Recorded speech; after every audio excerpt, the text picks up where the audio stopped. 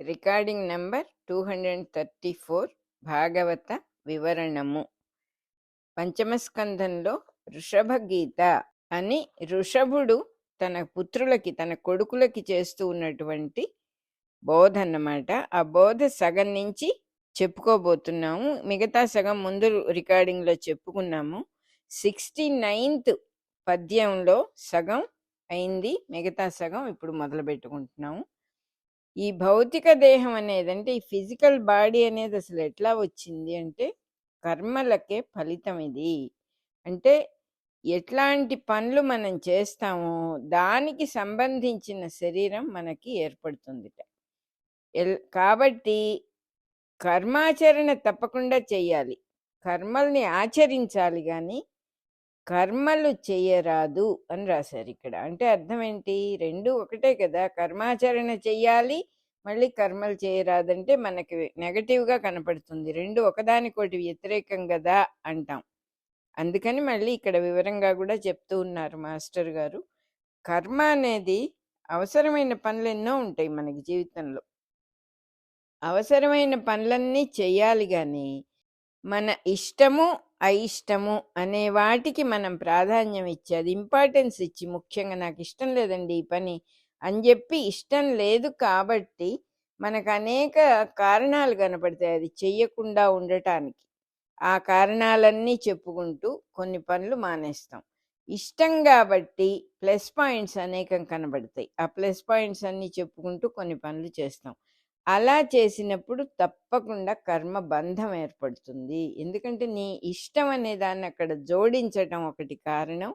తర్వాత అది మన సెల్ఫ్ ప్రపోజల్ అవుతుంది, మనంగా నిర్ణయించుకున్నటువంటి పని. సో మనం నిర్ణయించుకున్న పని తాలూకు ఫలితం మనమే అనుభవించాలి న్యాచురల్గా. అలా కాకుండా ఇది భగవంతుడి పని, నాకు తెలియదు, నా దగ్గరికి వచ్చింది, ఇది అవసరంగా కనపడుతోంది, నాయన తండ్రి నువ్వే దీనికి కర్తవి, ఈ శరీరం నువ్వు ఇచ్చావు, మొత్తం ఈ సృష్టి అంతా పరిపాలించేవాడివి నువ్వు, నీ చేతిలో ఆధారపడి ఉంది ఇదంతా కూడా, నీ ఆజ్ఞగా నేను ఇది చేస్తున్నాను, నా చేత నువ్వే చేయిస్తున్నావు యాక్చువల్గా. ఎందుకంటే ఈ ఊపిరినే పీల్చట్లేదు, ఏ పని నేను చెయ్యాలంటే చేయలేను, లోపల నుంచి నాకు ఆ స్ఫురణ రావాలి, అది ఇచ్చేవాడివి నువ్వు, సో ఇది నువ్వే చేస్తున్నావు నా ద్వారా అని ఒక నమస్కారం పెట్టుకొని ఏ పని చేసినా కూడా ఎప్పుడు కూడా కర్మబంధం రాదు. అందుకని క్లియర్గా ఆచరణ ఎలా చెయ్యాలి అంటే భగవంతుడికి సమర్పితంగా చెయ్యాలి. మనకి మొత్తం భగవద్గీత అంతా కూడా అదే కదా. భారం నా మీద వేసి నువ్వు యుద్ధం చేయరా నాయనా అని చెప్పాడు పరమాత్మ. యుద్ధం అంతటి విషయం చేయమని చెప్పాడు. మనం యుద్ధం చేయక్కర్లేదు కదా. మనం చేయవలసిందల్లా మన ఇంట్లో మనకు అవసరమైనటువంటి పనులు.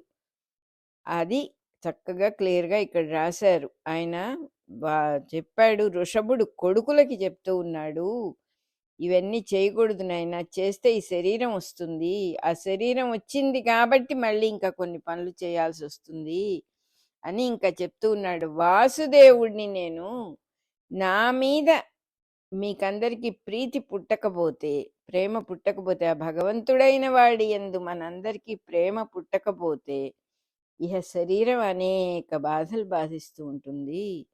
అంతర్యామి అనేవాడు ఒకడున్నాడు అనేది గుర్తు లేకపోతే మనకి మరి శరీర బాధలన్నీ పైకి వచ్చేస్తాయి కదా.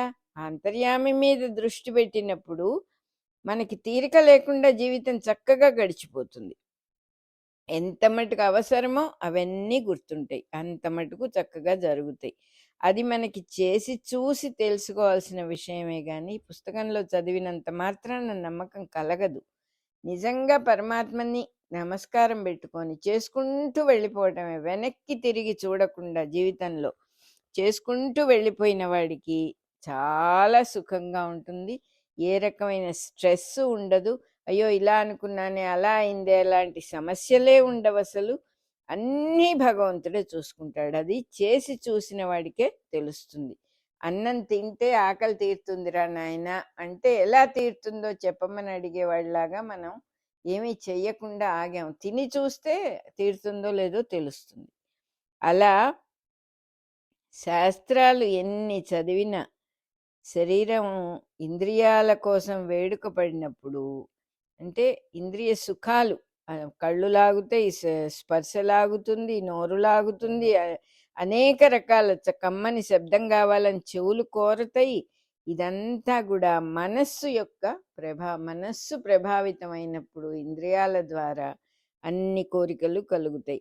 కలిగినప్పుడు ఏమవుతుంది? స్త్రీ పురుష సుఖం అనేది ముఖ్యంగా చాలా పెద్దది. 2 విషయాలు ఇక్కడ పెద్దలు ఎప్పుడూ మనకి చెప్తూ ఉంటారు. స్త్రీ పురుష సంబంధమైన కామసుఖం ఒకటి, నాలికకు సంబంధించిన రుచి ఒకటి. ఇవి 2 కూడా అనుభవించిన కొద్దీ పెరుగుతాయి. అవి తొందరగా తీరేవి కాదు. వాటిని ఆపుకొని కొంచెం మనం నిదానించి వాటిని సమర్థించుకోవాల్సిందే గాని, వాటిని అనుభవం ద్వారా వాటిని ఏదో కంట్రోల్ చేసుకుందామంటే ఈ ఒక్కసారి అంటే అవదది. ఎందుకంటే అగ్నిలో ఆజ్యం పోసి ఆర్పటానికి ప్రయత్నం చేసినట్టుగా ఉంటుందది. నెయ్యి పోసిన కొద్దీ మంట పెరుగుతుందే గాని ఆరదు కదా. కానీ మనం అనుభవిస్తూ వాటిని కంట్రోల్ చేద్దాం అనుకోవటం అనేది అలా ఉంటుందన్నమాట. మనమే దానికి ఎక్కడొక్కడ ఫుల్ స్టాప్ పెట్టుకొని మనం కంట్రోల్ చేసుకోవాల్సిన బాధ్యత ఉంది. ఏ పని చెయ్యాలన్నా మన వల్ల నిజానికి కాదు, ఆ దైవాన్ని తోడు చేసుకొని ఆ దైవాన్ని తలుచుకుంటూ చెయ్యవలసిన విషయమే ఏ కంట్రోల్ అయినా కూడా. వయస్సు పెరిగిన కొద్దీ రుచిగా ఉండవు పదార్థాలు. రుచి అంటే ఏమిటి? పాత రుచితో కంపేర్ చేసుకొని మనస్సుకి ఆహా అప్పుడు తిన్నదే ఎంత బాగుందో అనుకోవటం కదా రుచి. ఆ కాంప్రహెన్షన్ తగ్గిపోతుంది పెద్దవాళ్ళు అయ్యే కొద్దీ. సో పెద్దవాళ్ళు అయ్యే కొద్దీ ఏ రుచి నాలుగుకి సమంగా అంటదు. ఏది రుచిగా లేదు అనిపిస్తూ ఉంటుంది. అందరం బాగానే తింటాం, కానీ పెద్దవాళ్ళకి పదార్థం బాగాలేదు, రుచిగా చేయలేదు ఇవాళ వంట అనిపిస్తూ ఉంటుంది. ఇంకా దానికి ఎంత నరక బాధో అది. అట్లాగే కామసుఖం కూడా తృప్తిగా ఉండదు. ఏం చేసినా ఎంత కామాన్ని అనుభవించినా తృప్తిగా ఉండదు. శరీరం ఏమో సన్నగిల్లిపోతూ ఉంటుంది శక్తి. వాడికి న్యాయంగా కామసుఖాన్ని అనుభవించే శక్తి కూడా తగ్గిపోతూ ఉంటుంది. కానీ ఆశ ఉంటుంది మనస్సులో. అందుకని చక్కగా చెప్తూ ఉన్నారు. ఎన్ని శాస్త్రాలు చదివినా కూడా స్త్రీ సుఖం అనేది మనసును బంధించేస్తుంది. ఎప్పుడు ఇంద్రియాల వైపు లాగబడి అటువైపు మనస్సు బంధించబడినప్పుడు, మనస్సు కూడా ఇంద్రియాల వైపు లాగబడినప్పుడు, మనస్సు కలవకపోతే ఇంద్రియాలు ఏమీ చేయలేవు న్యాయంగా. మనం కూడా మన మనస్సు రూపంలో దాని వెంట పడినప్పుడు ఈ స్త్రీ పురుష సుఖం అనేది మనస్సును బంధిస్తుంది. అటువంటి సమయంలో గృహస్థాశ్రమంలో చెయ్యాల్సిన పనులు బాధ్యతలు కూడా గుర్తుండకుండా ఈ సుఖం మీద మనస్సు పడినప్పుడు ధర్మ సాధనం అవదు. గృహస్థాశ్రమం కామ సాధనంగా అలవాటైపోతుంది. మూఢుడైపోయి గృహాన్ని నిర్వర్తిస్తూ ఉంటాడు. దాంతో సంసార బాధలలో పడి తాపం చెందుతూ ఉంటాడు. తాపం అంటే తప్పించిపోతూ ఉంటాడు. ఎటు దోవ కనపడదు, ఏం చేయాలో తెలియదు. అటు పోతే అది, ఇటు పోతే ఇది అన్నట్టుగా ఉంటుంది. ఇవన్నీ ఎందుకు వచ్చినాయి అంటే నువ్వు దేన్ని పట్టుకోకూడదో దాన్ని పట్టుకున్నావు కాబట్టి అని చెప్పి చెప్తూ ఉన్నారు ఇక్కడ క్లియర్గా. నువ్వు ఆ సెన్సెస్ వైపు, ఆ కామం వైపు వెళ్లకుండా ఉంటే, చెయ్యవలసిన పనులు మటుకు చేస్తూ చెయ్యదలచిన పనులన్నీ కూడా పక్కన పెడుతూ ఉంటే నీకు జీవితం చక్కగా గడిచిపోతుంది. అంతర్యామిని మరువకుండా ఉండాలి ఏది చేసినా. ఆ అంతర్యామిని వెనకాల బ్యాక్గ్రౌండ్గా నాయనా నువ్వే కదా ఉన్నావు, అమ్మా నువ్వే కదా ఉన్నావు అనే భావంతో దాన్ని చక్కగా దాటొచ్చు. గృహస్థాశ్రమం అనేది చాలా మంచి సాధనకి అవకాశం ఉండే చోటు అని చెప్పి చెప్తూ ఉన్నాడు ఇక్కడ ఋషభుడు పిల్లలకి. స్త్రీ పురుష స్పర్శ మీద ఉన్న కోరిక వల్ల ఒక మూఢత్వం వచ్చేస్తుంది. ఆ మూఢత్వం వచ్చిన వాడికి ఇంకా జీవితం అంతా మూఢత్వంలోనే గడుస్తూ ఉంటుంది. కాబట్టి నా ఇల్లు, నా పొలము, నా భార్య, నా పిల్లలు, నా డబ్బు అనే వ్యామోహం విపరీతంగా ఉంటుంది. అది కలిగినప్పుడే నేను అనేది బాగా స్థిరపడుతుంది. నేను అనే వ్యామోహం ఉంటేనే నాది అనేది నెక్స్ట్ బాగా వస్తుంది. ఇవన్నీ చక్కగా కన్సాలిడేట్ అవుతాయి అన్నమాట. అందువల్ల ఏమవుతుంది? భార్య కోసం, భర్త కోసం, పిల్లల కోసం ఏదో సంపాదించి ఆదా చేసి వాళ్ళ జీవితాలు బాగు చేయాలనే ప్రయత్నంతోనే జీవితం ముఖ్యమైన అదే గోల్ అయిపోయి అదే పరమావధి అయిపోతుంది. ఆ పరమావధిని పెట్టుకుని జీవితం అంతా కష్టపడుతూ ఉంటాడు. మోహం పెరగటం అనేది కంప్లీట్‌గా జరగటానికి ఇక్కడ అవకాశం ఉంది. ఎందుకంటే తన వాళ్ళు అనుకోని తాను ఫస్ట్ సెపరేట్ అయ్యాడు. నేను అనుకున్నాడు. తర్వాత నా వాళ్ళు అనుకున్నాడు. వాళ్ళ కోసం తను పని చెయ్యాలి అనుకున్నాడు. అంటే ఇవన్నీ చేయకపోయినా సృష్టి జరుగుతుంది. అందరి పిల్లలు బానే ఉంటారు. అందరు పెద్దవాళ్ళు బానే ఉంటారు. భావం అనేదే ఇక్కడ ముఖ్యం. పోషించొద్దని ఎవరు అనట్లేదు.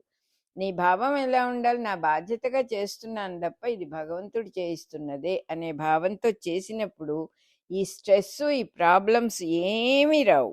కానీ మనం అలా చెయ్యం కాబట్టి మోహం పెరిగిపోతూ ఉన్న కొద్దీ మోక్షానికి దూరంగా వెళ్ళిపోతూ ఉంటాం. మోక్షం అంటే ఏమిటి? బంధం లేకుండా ఉండటమే. మనస్సులో బంధం అనేది లేకుండా ఉండటమే మోక్షం. ఆ మోక్షానికి దూరం అయిపోతాం. ఎందుకంటే బంధాన్ని పెంచుకుంటూ ఉన్నాం మనం.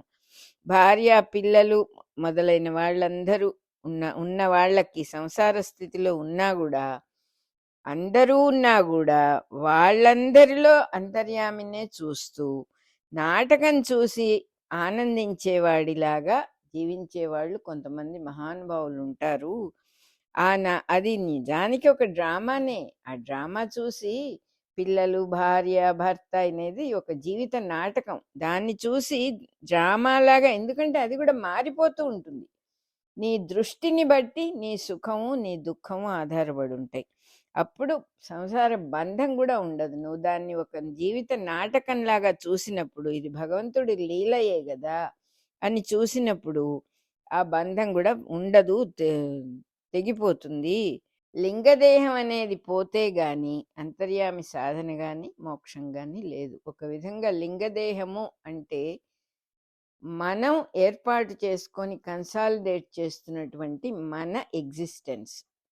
అది మనం భగవంతుడి మీద భారం వేసిన కొద్దీ అది తగ్గుతుంది. తండ్రి నువ్వే కదా ఉన్నది, అంతా నీ చేతిలో ఉన్నది, నేను నీ చేతిలో ఒక ఇన్స్ట్రుమెంట్ని, ఒక పరికరాన్ని. ఆ పరికరాన్ని నువ్వు వాడుతూ ఉన్నావు. నాలో ఏమేమి స్వభావాలు పెట్టావో, నాలో ఎటువంటి స్కిల్స్ నువ్వు పెట్టావో అవే నేను ప్రదర్శించగలుగుతాను నా పనులు చేయటంలో. అవన్నీ నువ్విచ్చినవైనప్పుడు నా బాధ్యత ఏముంటుంది అనే విషయం తెలుసుకొని చెయ్యవలసినంత మటుకు చేసుకుంటూ జీవించేవాడికి లింగదేహం అనేది ఎక్కువగా డెవలప్ అవ్వదు. అప్పుడు ఈజీ అయిపోతుంది దాన్ని దాటి వెళ్ళిపోవటం. అందుకని ఈయన చెప్తూ ఉన్నారన్నమాట. ఆ లింగదేహం లేకుండా ఉండాలంటే ఏం చెయ్యాలి అంటే, మోక్ష మార్గంలో జీవించే పద్ధతి ఏది అని తనను తాను ప్రశ్నించుకుంటూ ఉండాలి. నేను చేస్తూ ఉన్న పని, నేను చేస్తూ ఉన్న పద్ధతి సరైందా కాదా? మోక్షగామి అయిన వాడు, అంటే మోక్షం కావాలనుకునేవాడు, భగవంతుణ్ణి చేరాలి అని అనుకునేవాడు ఎలా ఉండాలి, నేను ఎలా ఉంటున్నాను అని తనను తాను ప్రశ్నించుకుంటూనే ఉండాలిట. ఒకసారి ప్రశ్నించుకోవటం కాదు, ఆ క్వశ్చన్ ఎప్పుడు ఆన్లో ఉండాలి, నేను చేసేది సరైందా కాదా అని. దాంతో నీ హృదయంలో ఎప్పుడైతే ప్రశ్న ఉంటుందో అప్పుడు భగవంతుడి అవతారమైన ఋషభుడు ఆ హృదయంలో చేరతాడుట. ఋషభుడే చెప్తూ ఉన్నాడు ఈ విషయం. నేను అటువంటి వాడి హృదయంలో చేరతాను, సాక్షాత్కరిస్తాను. అప్పుడు నా యందు నువ్వు భక్తి యోగాన్ని అలవాటు చేసుకోవాలి. ఎట్లా ఉంటుందంటే, దేనికోసమైనా సరే సుఖం కావాలి అనే ప్రయత్నం చేయకూడదు. సుఖేచ్ఛ అంటే సుఖం కావాలనేటటువంటి ఇచ్ఛతో ఏ పని చేసినా కూడా అది ఎక్కువైపోతుంది. ప్రయత్నం ఏమో చాలా కష్టమైపోతుంది. ఒక దప్పిక లాంటిది. దప్పిక అంటే దాహం. నీళ్ల కోసం నీళ్లు కావాలి అని తిరుగుతూ ఉన్న కొద్దీ దాహం ఎక్కువవుతుంది. కాస్త సర్దుకొని ఉన్నప్పుడు ఆ దాహం వెనక్కి వెళ్తుంది. కానీ నీటి కోసం వెతుకుతూ మనస్సులో తిరుగుతూ ఉన్నప్పుడు లోపల దాహం కూడా ఎక్కువ అవుతుంది. ఎందుకంటే మనం దాహాన్నే స్మరిస్తూ ఉన్నాం అని చెప్తూ ఉన్నారు ఇక్కడ క్లియర్గా ఋషభుల వారే.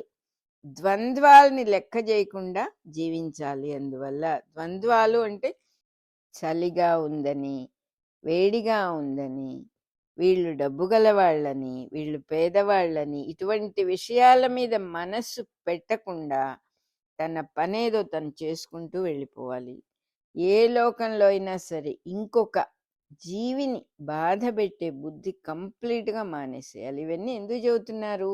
మోక్షం కావాలని ఎవరైతే అనుకుంటారో వాళ్ళందరూ చెయ్యవలసిన పనులు చెప్తూ ఉన్నారన్నమాట. దేనిని నేర్చుకున్నా గూడా అంతర్యామిని స్మరించాలి. అంతేగాని ఇది నేర్చుకుంటే నాకదొస్తుంది అనేటటువంటి ఫలితాన్ని స్మరించకూడదు. తలుచుకోకూడదు అసలు. ఏది నేర్చుకున్నా అందులో ఉన్న అంతర్యామిని. అంతర్యామి లేకుండా ఏదీ లేదు సృష్టిలో.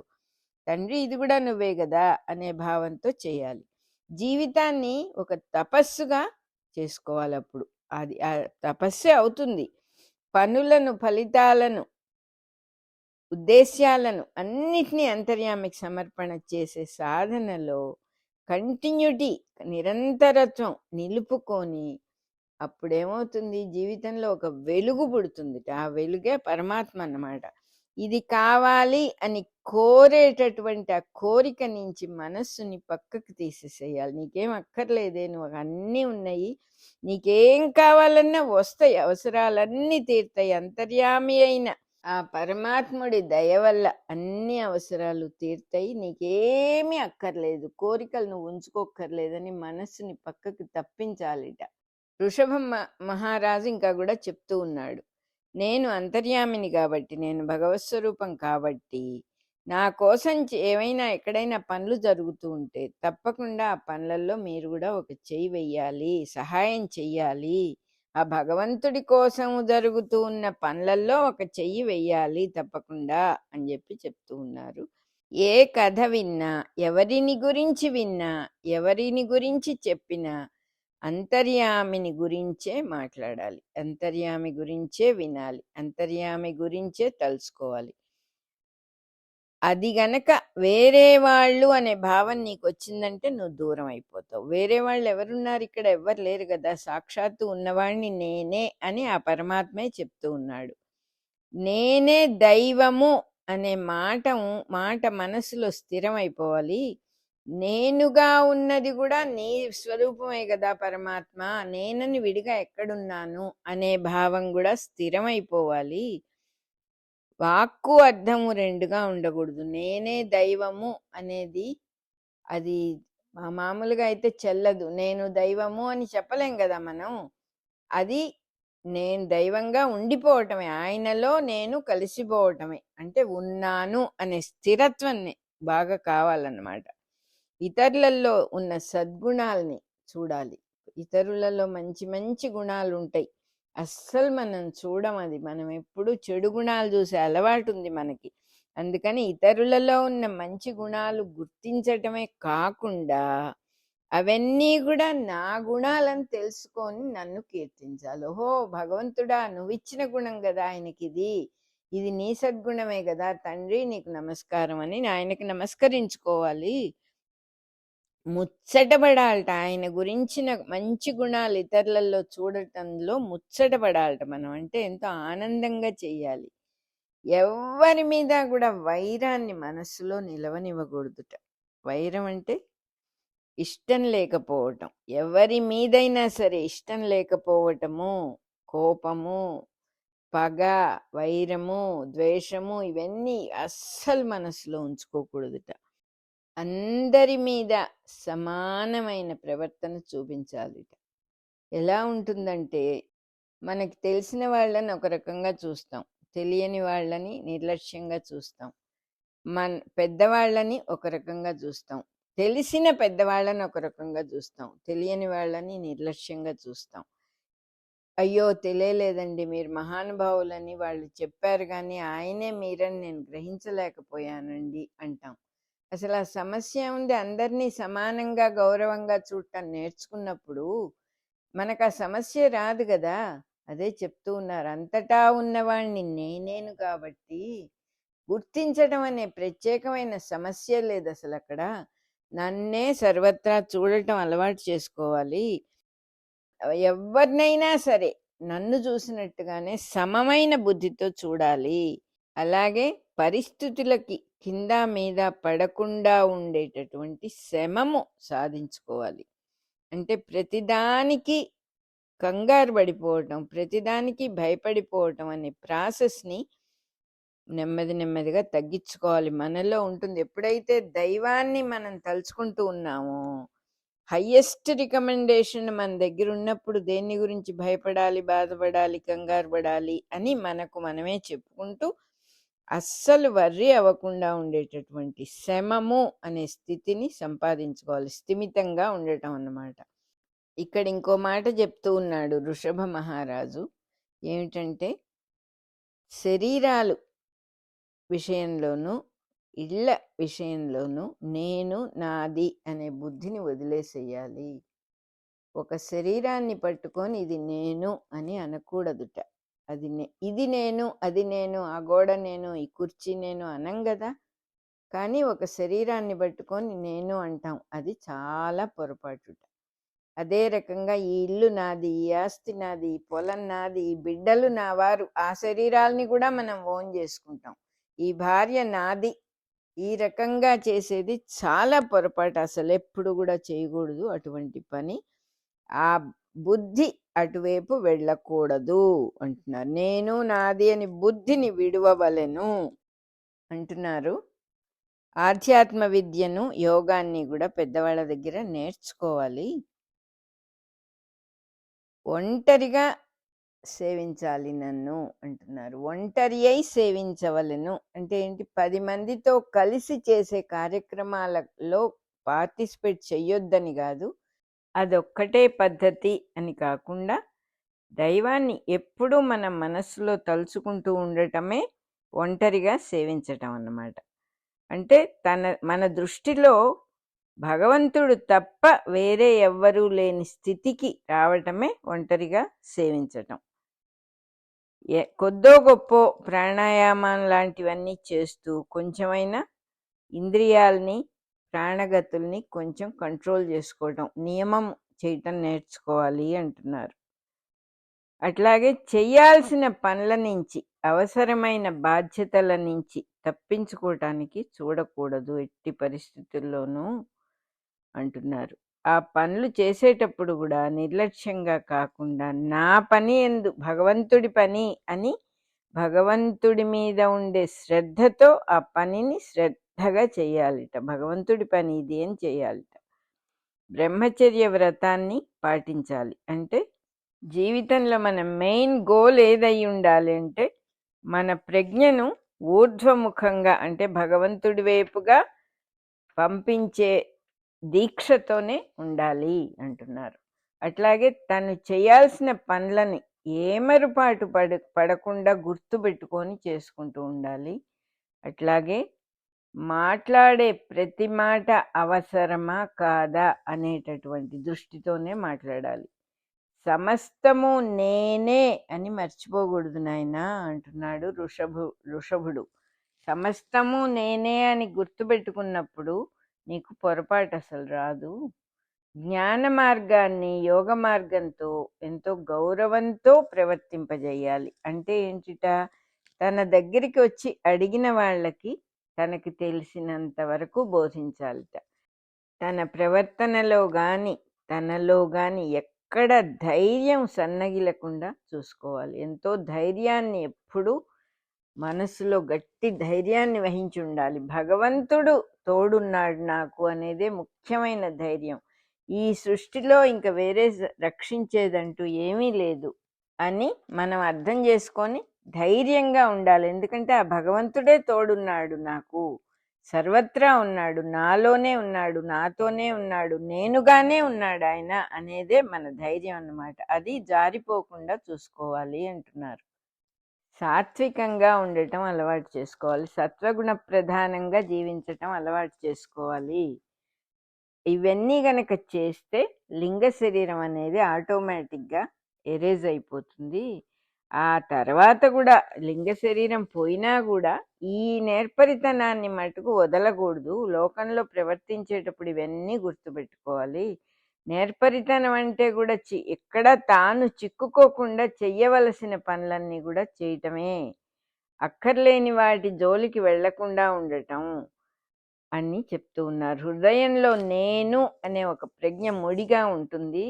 ఈ ముడినే అజ్ఞానం అని అంటారు, అహంకారం అని అంటారు. ముడిపెట్టే ప్రవర్తనే కర్మబంధము. ఆ ముళ్ళు టైట్ అయిపోతూ ఉంటాయి కర్మబంధంలో.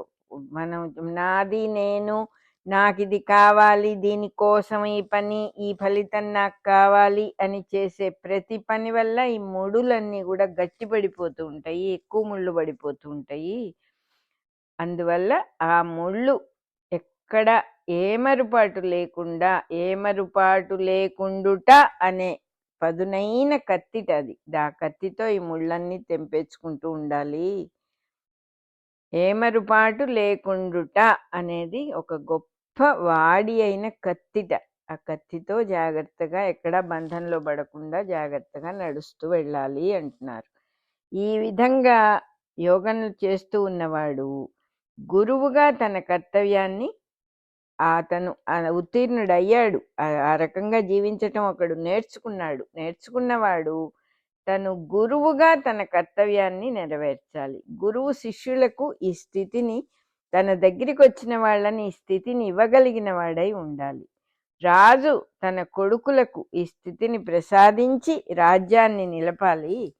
ఎప్పుడూ కూడా చేసే పనుల యొక్క ఫలితాల గురించి ఎప్పుడూ ఎవరితోనూ మాట్లాడకూడదు. ఈ పని చేస్తే ఈ ఫలితం వస్తుంది, ఆ పని చేస్తే ఆ ఫలితం వస్తుందనే మాటలు మాట్లాడినందువల్ల మనము కర్మబంధం పెంచుకుంటాం, అవతల వాళ్ళకి పెరిగేటట్టుగా చేస్తాం అన్నమాట. సాధారణంగా మనుషులందరూ కూడా ఎక్కువ మంది పర్సంటేజ్లో ఒక ప్రయోజనాన్ని దృష్టిలో పెట్టుకునే పనులు చేస్తారు. ప్రయోజనం లేని పనులు ఎందుకండి చేయటం అన్నట్టుగా ఉంటారు. ఇతరులందరూ అజ్ఞానంలో ఉన్నారని, వాళ్ళందరినీ బాగు చేయాలని అనుకోవటం కూడా ఇలాంటిదే. ఎందుకంటే మనము పోగొట్టగలం వాళ్ళ అజ్ఞానాన్నని, అది పోతుందని నమ్మకంతో, అంటే ప్రతిఫలాపేక్షతో, ప్రయోజనం కోరి చేసే పని. దానికి చేయాల్సింది మన కర్తవ్యం మనం చేయటమే కానీ ఫలితాన్ని ఆశించటం కాదు. కర్తవ్యం అనేది సమర్పణ బుద్ధితో చేయాలి, ఫలితం ఏమో స్వార్థ బుద్ధితో ఉంటుంది. అందువల్ల స్వార్థంతో చేసిన పని మనకే బంధాన్ని కలిగిస్తుంది. ఎంత మంచి పనైనా సరే నేనే చెయ్యాలి అనుకున్నా కూడా మళ్ళీ దుఃఖమే కలుగుతుంది. ఎంతవరకు నెగ్గాను నేను అని వెనక్కి ముందుకి చూసుకుంటూ ఫలితాన్ని ఆశిస్తూ ఉండటం కూడా కర్మబంధమే అవుతుంది. ఎక్కువ మంది తెలియక పాపం ఈ లోకంలో ఉండే సుఖాలనే మనస్సులో కోరుకుంటూ ఉంటారు. అదేమో వాళ్ళకే బంధం అయిపోతుందని వాళ్ళకి తెలియదు. కర్తవ్యాన్ని ఆచరిస్తూ ఉంటాడు ఒకడు, చక్కగా టైం ప్రకారంగా జీవిస్తూ ఉంటాడు, గడియారం వాడుకుంటాడు. అది న్యాయబద్ధమైన పద్ధతి కాదు. నాకు ఈ గడియారం సరిపోదు, ఇంకా ఖరీదైన గడియారం కావాలి అనే ఐడియా వాడికి వచ్చిందంటే దాన్ని ఇహలోక ఫలము అని అంటారు. ఏదో కోరికతో చేస్తున్నాడు వాడు, దానివల్ల మళ్ళీ బంధం కలుగుతుంది. పనులు చేయటంలో నేర్పరితనమే యోగము అని భగవంతుడైన శ్రీకృష్ణుడు గీతలో కూడా చెప్పాడు. యోగ కర్మ సుకౌశలం అని అంటారు కదా. ఎక్కువ మంది తెలియక పాపం ఈ బయట కనపడే సుఖాలను దృష్టిలో ఉంచుకునే దుఃఖాలు అనుభవిస్తూ ఉన్నారు. సుఖం కావాలనుకున్నప్పుడల్లా దుఃఖమే వస్తుంది వాళ్ళకి. కాబట్టి గురువైన వాడు పూనుకొని మాయా మోహము ఈ రెండింటిని దాటి జీవించాలి అని చెప్పి చెప్తూ ఉన్నారు. మాయ అంటే ఏదో ఫలితం కోరి ప్రవర్తించినప్పుడు ఆ ఫలితం వస్తుంది అని గట్టిగా నమ్మటం, తాను చేసేదాని మీద భగవంతుడిని పూర్తిగా మర్చిపోయి తాను చేసే పని మీదే ఆధారపడి, పనికి వచ్చే ఫలితం మీదే ఆధారపడి జీవించటం, అది మాయా మోహము. మోహమేమో ఇది మళ్ళీ మళ్ళీ కావాలని కోరటం, ఒక విషయాన్ని ఒకసారి సక్సెస్ అయిందంటే మళ్ళీ అదే సక్సెస్ కావాలని కోరుకోవటం, ఇవన్నీ కూడా దాటి జీవించాలి అంటున్నారు. పక్కనున్న వాళ్ళ మీద, సాటి వాళ్ళ మీద ఎంతో దయగా ఉండాలి. ఎవరైనా సరే వాళ్ళ మీద దయగా ఉండాలి. కళ్ళు గలవాడు కళ్ళు లేనివాడికి కాస్త చూపించాలి కదా. అట్లాగే మోక్ష మార్గం తెలిసిపోయిందంటే తనని ఆశ్రయించిన వాళ్ళకు కూడా తెలియజేయాలి. అది తన దగ్గరున్న వాళ్ళకు కూడా. వాళ్ళని వదిలేసి తనొక్కడు తనదో తను వెతుక్కోవటం అనేది మంచి పద్ధతి కాదు. అంతేకాకుండా నేను తెలుసుకున్నాను, ఇప్పుడు నేనే అందరికీ గతి, నేను చెప్పకపోతే వీళ్ళకేమీ తెలియదు అనుకోవటం మళ్ళీ అహంకారం అవుతుంది. అప్పుడు మన పతనం, మళ్ళీ మనం పడిపోతాం. అట్లాగే నేనెంత వాడినండి, చెప్పటానికి నేను చాలా అల్పుణ్ణి అనుకోవటం కూడా ఒక రకమైన అహంకారము అని రాసేశారు ఇక్కడ. ఒక రకమైన లేదు, అనుకోవటం కూడా అహంకారమే అని రాశారు. ఇక్కడ కర్తవ్యాన్ని నిర్ణయం చేసేది అంతర్యామి స్వరూపమే గాని తాను కాదు. తన దగ్గరికి వచ్చిన పనిని, తన దగ్గరికి వచ్చిన మనిషిని శ్రద్ధగా ఆదరించి సత్కరించి నెరవేర్చటమే తప్ప ఇంకొక కర్తవ్యం లేదు. పూర్వము విష్ణు చిత్తుడు అనే భక్తుడికి భగవంతుడే కనపడ్డాడు. కనపడి పాండ్యరాజుకు జ్ఞానం కలగజెయ్యి అని ఆజ్ఞాపించాడు. అప్పుడు విష్ణు చిత్తుడు ఏ చదువు లేనివాడవటం వల్ల గడగడా వణికిపోయాడు. వణికిపోయి, నేను ఇంతవరకు శాస్త్రం చూడలేదు, గ్రంథాలు చూడలేదు, నీ గుడి ప్రాంగణంలో మట్టి దవి పూల చెట్లు పెంచటం తప్ప నాకు ఇంకొక పని రాదే, ఎప్పుడు పుస్తకమే పట్టుకోలేదే, అట్లాంటి నన్ను రాజ్యసభకు పంపిస్తావా? నీ ఆలయం కడగమనో, బిందెతో తీర్థం తెమ్మనో, ధ్వజస్తంభం ఎక్కి దీపం వెలిగించమనో నువ్వు చెబితే నేను చక్కగా చేస్తా గాని ఇదేమిటిది? ఇట్లా నేను వెళ్ళి రాజుకి జ్ఞానోదయం కలగజేయటం అనేది అయ్యే పని కాదు. నేను ఓడిపోతానప్పుడు, ఓడిపోతే అది నీకు తలవంపులే కదా అని అంటాడు భగవంతుడితో విష్ణు చిత్తుడు. వెంటనే స్వామి చిరునవ్వుతో, ఎవరిని పంపాలో నిర్ణయించుకోవటం నీ ఇష్టమా? అది నా ఇష్టము, మాట్లాడకుండా వెళ్ళు, మిగతా విషయాలన్నీ నేను చూసుకుంటాను అంటాడు. నేను నీ వెనక ఉన్నాననే నమ్మకం నీకు లేదా? నేను వెళ్ళమంటుంటే నువ్వెందుకని ఇట్లా వెనక ముందులాడుతావు అని విష్ణు చిత్తుడి బ్రహ్మజ్ఞానాన్ని ఎగతాళి చేస్తాడు భగవంతుడు. కాబట్టి తెలిసినవాడు తెలిసినంత వరకు తనను అడిగిన వారికి దారి చూపాలి అంటున్నారు. ఈ విధంగా తెలిసినంత వరకు మోక్ష మార్గాన్ని చూపించే బుద్ధి లేనివాడు తండ్రైనా, తల్లైనా, గురువైనా, చుట్టమైనా, భర్తైనా, దేవతల్లో ఒకడైనా హితుడు అనే పేరుకు తగడు అని చెప్పాడు. నా శరీరం యొక్క విశ్వరూప వ్యూహం ఎట్లాంటిదో మీరెవ్వరూ తెలుసుకోలేరు. నా శరీరం మొత్తం విశ్వరూపమే. ఈ విధంగా పెద్దలు వాళ్ళల్లో ఉన్న నన్ను ఆరాధిస్తారు కాబట్టి నాకు వృషభుడు అని పేరు పెట్టారు. ఇట్లాంటి శుద్ధ సత్వమయం నా శరీరం ఏంటి?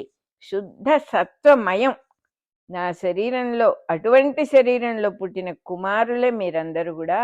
ఇక్కడి నుంచి మీ అన్నగారైన ఈ భరతుడు అనే మహాత్ముణ్ణి నన్నుగా చూసి ఆరాధించండి. మీ అన్నగారైన భరతుడే తండ్రిగా భావించి అతన్ని ఆరాధించండి మీరు.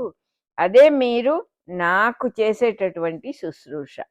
ఈ ప్రజలను నాలాగానే పరిపాలించటమే మీకు పరమధర్మం. ప్రజల్ని చక్కగా పరిపాలన చెయ్యండి అని చెప్పాడనమాట. గురువుకు శిష్యుడు భక్తితో సేవ చేయటము అంటే అర్థం ఆయన అవసరాలు చూడటమే కాకుండా ఆయన చూపించిన మార్గంలో నడవటం అనేది చాలా ముఖ్యమైన శుశ్రూషట. ఆయన లేనప్పుడు వేరే మహనీయులు ఎవరు కనపడినా ఆయననే వారిలో చూసి భక్తితో వినయంతో ఉండటమే నిజమైన శుశ్రూష అంటున్నారు. గురువుగారి శరీరం వదిలినప్పుడు బిగ్గరగా ఏడవటం, ఆయన్ని వదిలేసి ఉండలేనని బాధపడటం అనేవి అస్సలు పనికిరావుట. అందుకనే ఋషభుడు కొడుకులకు పెద్ద కొడుకైన భరతుణ్ణే తండ్రిగా భావించండి అని చెప్పాడు. జీవరాశుల్లో చెట్లనేవి చైతన్యంతో ఉండేటటువంటివి. వాటికన్నా భోగాలు అనుభవిస్తూ ఉన్న మనుషులు శ్రేష్టమైన వాళ్ళు.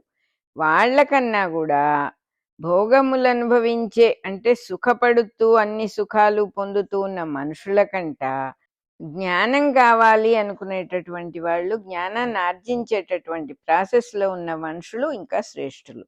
వాళ్ళకన్నా కూడా తమ జ్ఞానం విషయంలో మౌనంగా ఉండేవాళ్ళు ఇంకా కూడా శ్రేష్ఠులట. అంటే వాళ్ళు ఎటువంటి వాళ్ళో చూడగానే మనకు తెలియదు, అసలు మెదలకుండా సర్వసామాన్యుల్లాగా ఉంటారు. వాళ్ళకన్నా సిద్ధులు, వాళ్ళకన్నా జ్ఞానదేవతలు, వారికన్నా గంధర్వులు, వారికన్నా సృష్టి దేవతలు, వాళ్ళకంట ఇంద్రియాలకు అధిదేవతలు, వాళ్ళకన్నా దక్షుడు మొదలైన మహనీయులు శ్రేష్ఠులు. వాళ్ళందరిలో కూడా అంతర్యామిగా ఉన్న శివుడు అందరికంట శ్రేష్ఠుడు. శివుడి ప్రళయంలో కూడా ఇంకా తానుగా ఉన్నటువంటి విష్ణువు శివుని కన్నా శ్రేష్ఠుడు. విష్ణువు కన్నా కూడా విష్ణు ధర్మాన్ని బోధించే మహానుభావులైన బ్రాహ్మణోత్తములు, బ్రాహ్మణుల్లో ఉత్తములయ్యి విష్ణు ధర్మాన్ని బోధిస్తూ ఉన్న వాళ్ళు విష్ణువు కంట కూడా మనుషులకు పూజ్యులుట, గొప్పవాళ్ళు పూజ్యులు అంటున్నారు.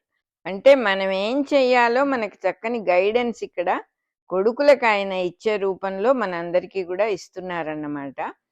దేవుణ్ణి పూజిస్తాము మంచిదే, కానీ కనపడని వాడు దేవుడు ఎందుకు కనపడ్డంటే సర్వత్రా ఉన్నవాణ్ణి ఎలా చూస్తాం మనం?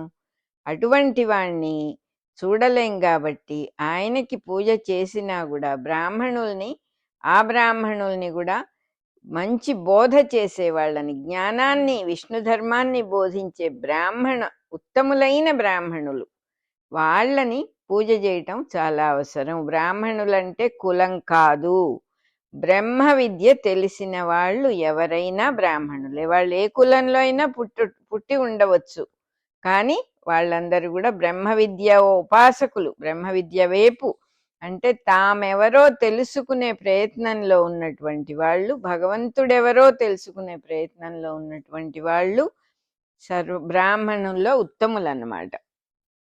ఇట్లా భాగవత ధర్మం ఏమిటంటే బ్రాహ్మణ ధర్మమే భాగవత ధర్మం. దాన్ని ఒప్పుకున్న వాళ్ళే అందరికంట ఈ చరాచరముల ఏందంటే ఈ కదిలేవి కదలనివి ఉన్న జీవులు, చెట్లు, కొండలు, మనుషులు, జంతువులు అందరికంటా కూడా శ్రేష్ఠులెవరు అంటే భాగవత ధర్మమైన బ్రహ్మ యొక్క ధర్మాన్ని అంగీకరించే వాళ్ళే, ఒప్పుకునే వాళ్ళే చరాచరములలో శ్రేష్ఠులు.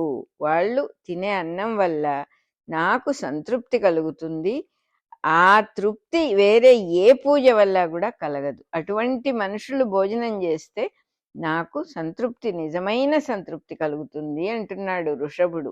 ఈ సృష్టి రూపంలో నా శరీరమే ఉన్నది, అది లోక శ్రేయస్సు కోసమే ఉన్నది. ఆ సృష్టి రూపమైన నా శరీరమే నా పరబ్రహ్మము యొక్క స్వరూపము అని చెప్పేశారు. అంటే ఏది కనపడుతోందో అదంతా కూడా భగవంతుడి స్వరూపమే అని మర్చిపోతాం కదా మనం. అందులో ఆ సృష్టిలో సృష్టి విజ్ఞానమైన వేదం కూడా నా దేహమే, అది కూడా వేదం కూడా నా శరీరంలో ఒక భాగమే. ఈ వేదానికి మొదలు చివర అంటూ లేవు. ఇట్లా నా శరీరాన్నే ధరించి వాళ్ళే బ్రాహ్మణులు, బ్రాహ్మణ ధర్మాన్ని ఒప్పుకున్న వాళ్ళు. సృష్టి యథార్థ స్వరూపాన్ని తెలిసి, అంటే సృష్టి యొక్క అసలు స్వరూపాన్ని తెలిసి, శమదమాది గుణాలుండి, శమము అంటే తనను తను ఆపుకోగలుగుతాడు, శాంతంగా ఉంటాడు, తనను తను ఆపుకోగలుగుతాడు, ఎటువంటి పరిస్థితుల్లోనూ ఏ లైన్లు క్రాస్ చేయడు, మంచి గుణాలుండి, మంచి వాక్కుతో, సత్యవాక్కుతో, అబద్ధాలు చెప్పడు, తపస్సు చేసుకుంటూ ఉంటాడు. అటువంటి వాడు లోకాన్ని అనుగ్రహిస్తూ ఉండేటటువంటి బ్రాహ్మణుడే నిజమైన సద్గురు, ఆయనే అని చెప్తూ ఉన్నారు. ఎట్లా ఉంటారు వాళ్ళు? విషయం తెలుసు వాళ్ళకి, సృష్టి యథార్థ స్వరూపం ఏమిటంటే ఇది భగవంతుడి స్వరూపమే అని తెలుసు. శమంగా ఉంటారు, శాంతంగా ఉంటారు, దమంగా ఉంటారు, తనను తాను కంట్రోల్ చేసుకోగలిగిన స్థితిలో ఉంటారు, సత్యవాక్కుతో ఉంటారు, అబద్ధాలు చెప్పరు, నిజమే పలుకుతారు, తపస్సుతో లోకాన్నంతా కూడా అనుగ్రహిస్తూ ఉంటారు. వాళ్ళు తపస్సు ఎందుకు చేస్తారు? వాళ్ళకి ఏం కావాలి? బ్రహ్మ వస్తువు తెలిసిన వాళ్ళకి ఏం కావాలి? లోకం కోసం, ఇతరుల కోసం తపస్సు చేస్తారు.